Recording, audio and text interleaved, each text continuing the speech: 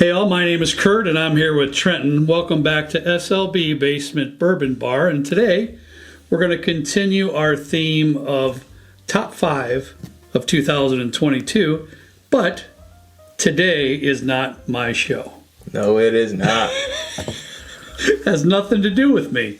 I didn't even have it. You didn't even give me a chance to even give my influence on any of these bottles you picked. You didn't even ask me, what do you think? You didn't ask my opinion on the scotch. Well, I knew better, because we wouldn't even have a show. Exactly. You're right. You're not wrong. You're not wrong. What do you think of my lineup? You know, I'm looking over there, and I got to be honest with you, I like it a lot, but there is a couple that surprised me that's not out there. However, I will give you this credit. There was a lot of good ryes this year. And that makes me really excited, because like companies like Sagamore, and I know that like Riverset and Hard Truth are doing a lot of new ryes, and there's some stuff coming out of Middle West that's new to rye, and it's just a lot of cool stuff happening in the rye space. If you're into rye, if you're not into rye and you're watching this video, some of these are fantastic. Don't pass them up. Surprisingly, none of mine are below 100 proof. I just noticed that 5 minutes before you hit the play button. Yeah. I said that. I said, well, that's not shocking. Well, I think actually one is like 99.5. We're right on that threshold. We're right on the cusp. So there's nothing on there. And I think, honestly, it might not be bad for the folks that are new into rye, because that proof is gonna well, actually, no, that's false. That rye is going to get elevated by the proof. It's going to be a little spicy, but a lot of them are interesting. They're not all like... Some of them are finishes. Some of them have some cool stuff going on. So, but you know, the higher proof is going to give you the more flavor too. Yeah. You know, and that's a big thing. That's a big plus. Yeah. So I got you did a special mention with the scotch. Oh, you got a special mention, and I had to do a special mention. We just got this. Nice. One of my buddies from Kentucky sent me a list of some of the bottles he had, and I had been looking for this one for a while. So the special mention, I'm not going to put it. I'm not going to keep this out here. But it is the New Riff malted rye sherry finish. Now you'll see why in a little bit. I didn't put this one in here, and I'll explain when I get to the other bottle that I'm talking about.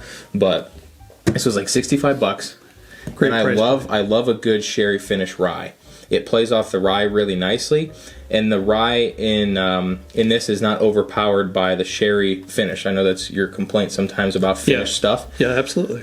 So my recommendation, if you're getting into ryes, I would start with a finish, especially like if you can find something like this, because that finish plays really well with the rye notes that you get, and it kind of tames it down a little bit. This is a little bit higher proof. This is 112 proof. It's barrel strength. Now, you poured me a sample of everything over here, did, yeah. And you told me left to right, so it's off the camera here. Did you include this one then? Yeah, that's the first one.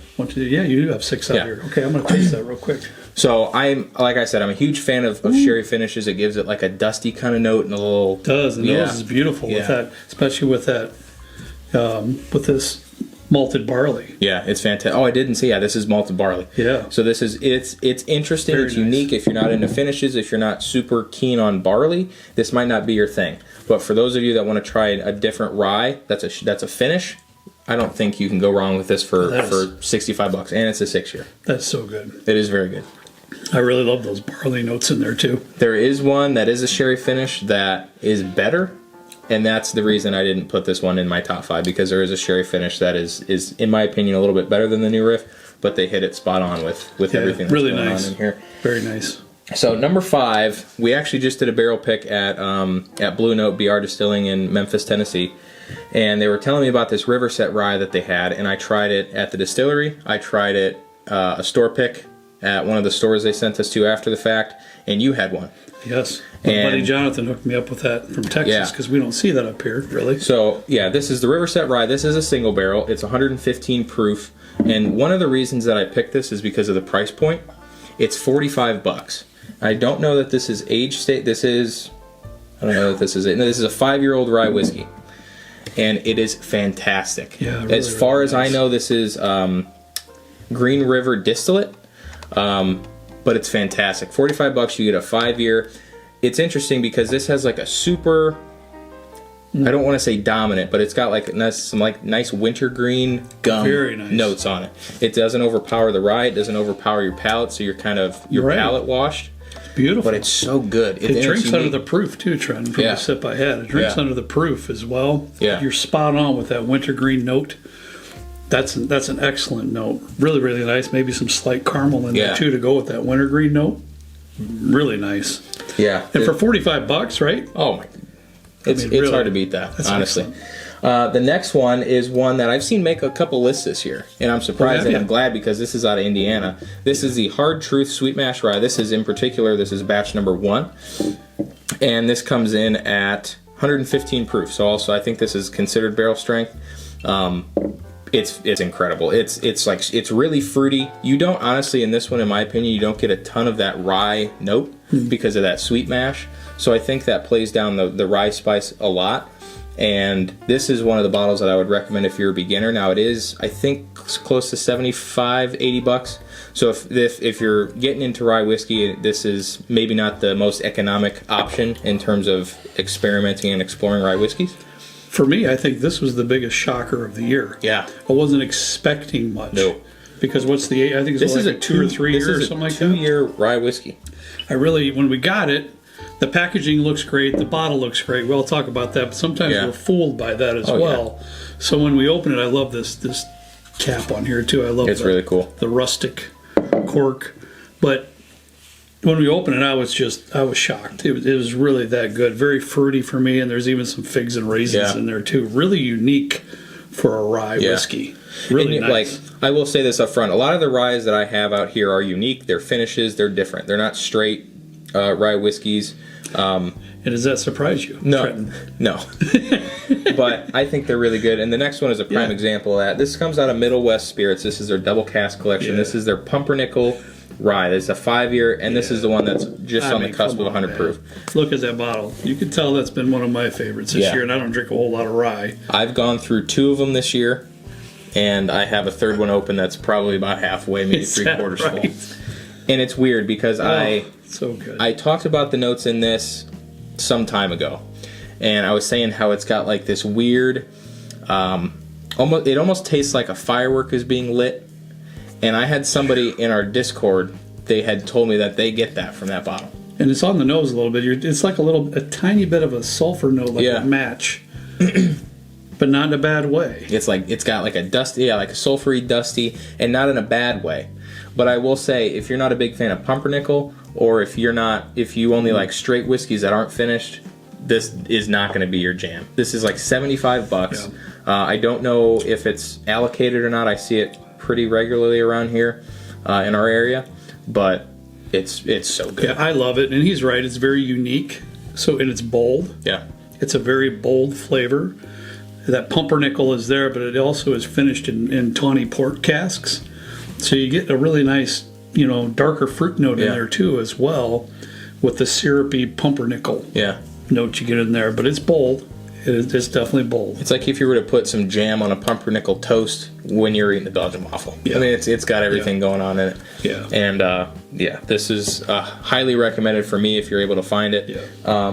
But number 2, and this was a tough one for number 2 and number 1, and I know you were surprised by it. I was a little bit. I had to go with the Sagamore Sherry Rye. Yeah. This is just one of the best sherry finishes, even bourbons. Like, this is one of the best sherry finishes I've ever had. It's very well balanced. As far as I know, this is a 4-year sherry rye. It's finished in PX sherry barrels, and it is 106 proof.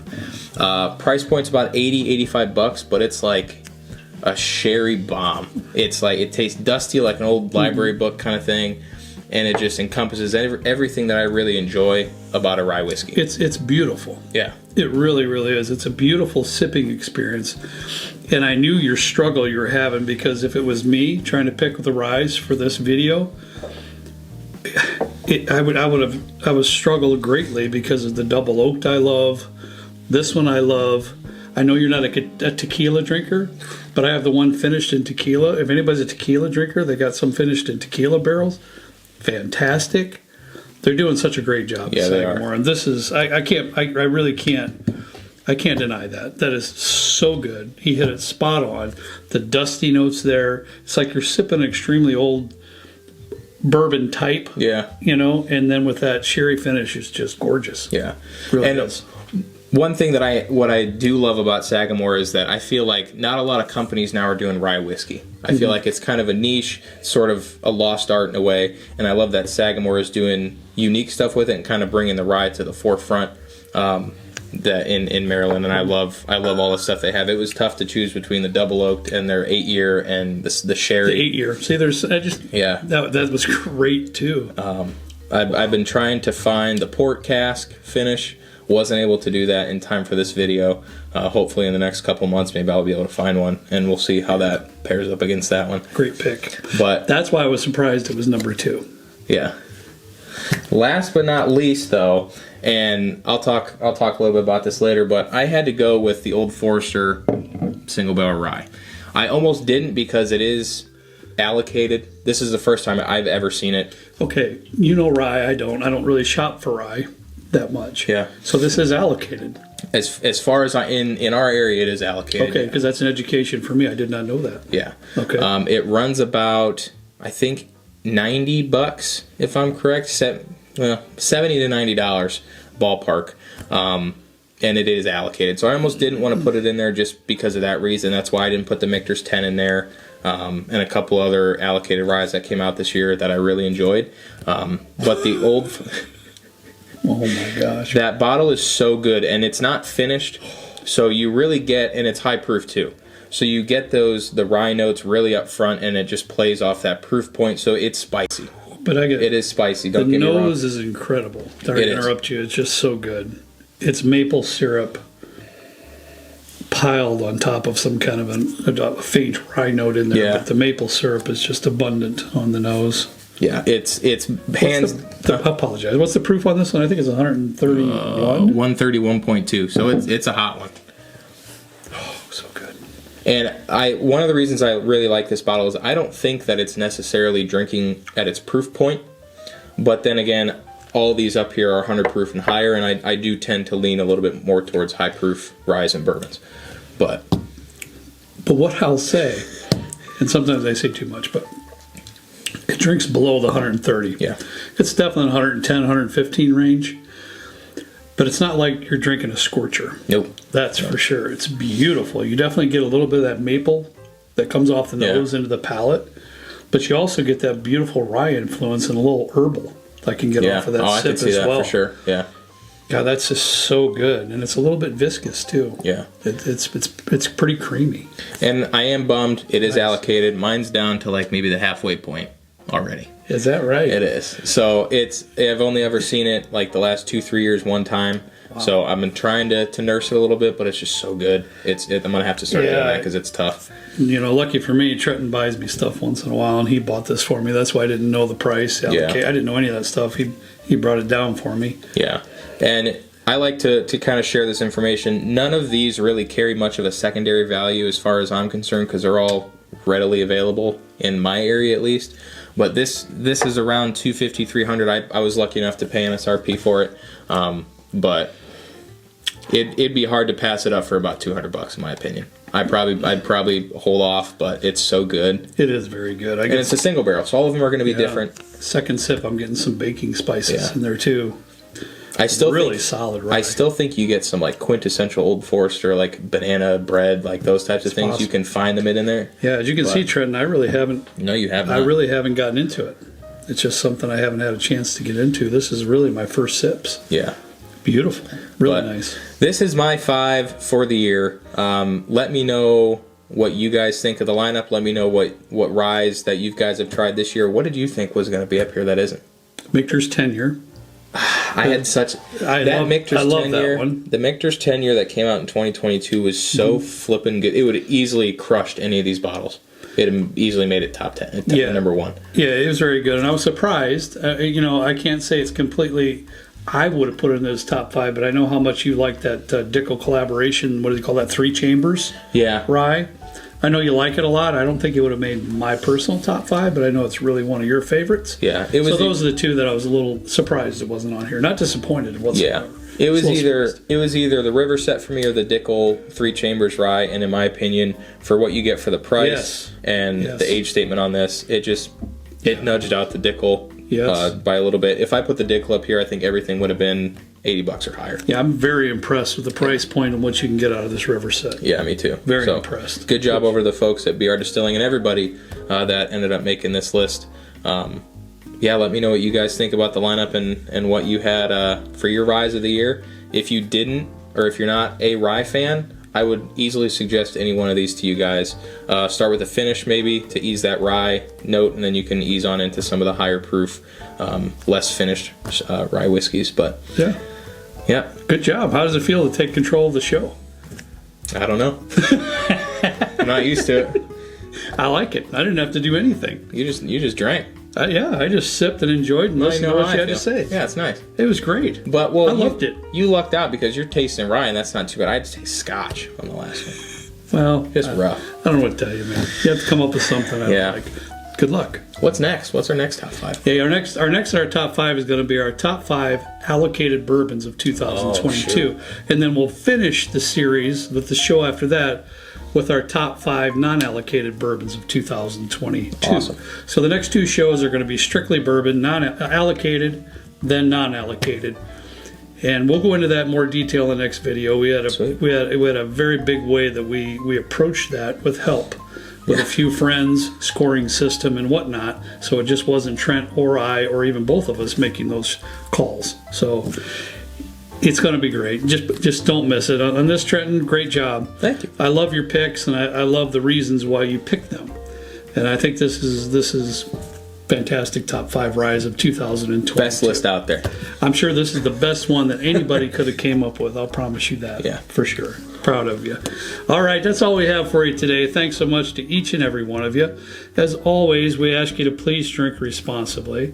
And we'll see you next time right down here with him and I in the good old basement bourbon bar. See you later.